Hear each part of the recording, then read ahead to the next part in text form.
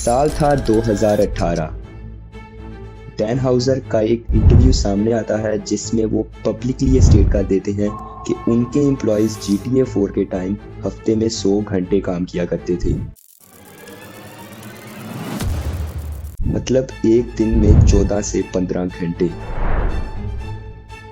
बहुत से मुल्कों में ये लीगल लेबर लिमिट्स को भी एक्सीड कर जाता है और रॉकस्टार इसे अमेरिका जैसे मुल्क में कर रहा था। आज की इस वीडियो में जानेंगे इस कॉन्स्पिरेसी की हकीकत।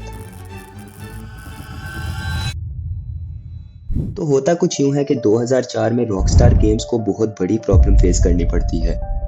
GTA के ओजी titles like GTA 3, GTA Vice City और GTA San Andreas जिन्होंने रॉकस्टार के लिए मिलियंस ऑफ डॉलर्स की सेल्स जनरेट की थी, ये सब ओजी टाइटल्स रेंडरवेयर इंजन में बनते थे।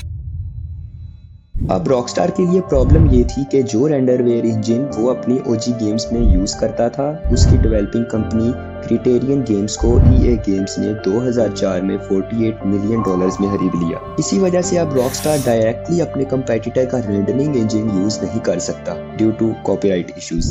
Oh my God, bro. Oh, hell no, man. What the fuck, man?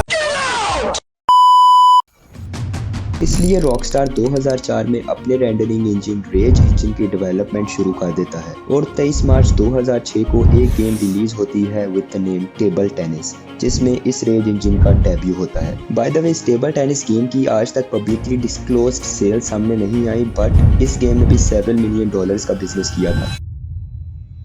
इस रेज इंजन की डेवलपमेंट के लिए एक अलग ग्रुप बनाया जाता है with the name Rage technology group, supervised under Rockstar San Diego. इस रेज इंजन के लिए रॉकस्टार ने अपने ही एंजल गेम इंजन एज को एज अ रेफरेंस यूज किया था।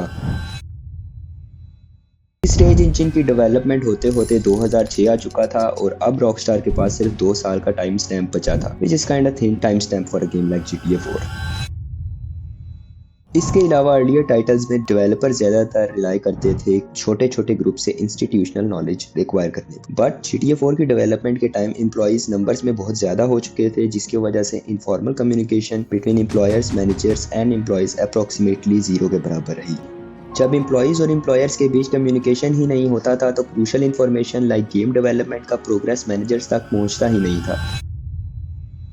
जब तक मैनेजर्स को इस बात का आइडिया हुआ बहुत देर हो चुकी थी। अब टाइम बहुत कम था, जिसकी वजह से मैनेजर्स ने वर्क फ्लो इंप्रूव करने के बजाय वर्किंग आवर्स स्ट्रेच करना शुरू कर दिए।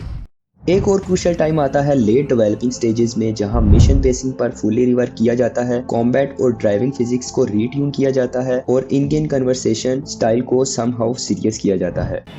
You remember me? Pussyme, nie poznaję cię. I don't know you. Yes, you do. I'm the one who survived. In improvement की वजह से एम्प्लॉइज को कोड, आर्ट और QA में मैसिव रिवर्क करना पड़ता है। रिजल्ट्स सालों बाद एनोनिमस अकाउंट से शॉकिंग न्यूज सामने आती हैं। डेवलपर्स बताते हैं कि स्लीप डिप्रीवेशन इस लेवल तक जा चुकी थी कि वो बेसिक टास्क करना भी भूल जाते। रिलेशनशिप्स, एब्सेंस और स्ट्रेस की वजह से लगभग खत्म हो चुके थे। कुछ एम्प्लॉइज तो काम पर ही कोलैप्स कर जाते थे और मेडिकल लीव तक लेनी पड़ती थी। बहुत सौ ने तो GTA 4 की रिलीज के बाद रॉकस्टार गेम्स को ही छोड़ दिया। एक फॉर्मर डेवलपर कहते हैं, By the end, I didn't feel human. I felt like a toy that could break. इस हल्ले का गेम पर क्या असर पड़ा? समहाउ बहुत से लोगों को ये पता ही होगा, बट मैं बता देता हूँ। PC वर्जन पर गेम की ऑप्टिमाइजेशन 0 थी। गेमिंग पीसीज पर भी ये गेम 30 FPS नहीं देता था। थैंक्स टू मॉडर्स जिन्होंने बाद में कमांड लाइंस बना दी, जिसकी वजह से गेम एटलीस्ट लो एंड डिवाइसेस पर प्लेएबल हो गया। सिवियर स्टटरिंग और लैगिंग इस गेम की आइडेंटिटी थी। Simply put, GTA 4 GTA series की सबसे पूर ऑप्टिमाइज्ड गेम थी। और अगर आप भी GTA 4 खेलने के बारे में सोच रहे हैं तो GTA 4 कंप्लीट एडिशन खेल लो, वो ओरिजिनल एडिशन से समहाउ बेटर है। आपने कौन से ईयर में GTA 4 खेला था, कमेंट्स में लाजमी बताना। वीडियो अच्छी लगी हो तो लाइक कर देना और अगर इस तरह का गेमिंग कंटेंट देखना चाहते हो तो सब्सक्राइब कर देना।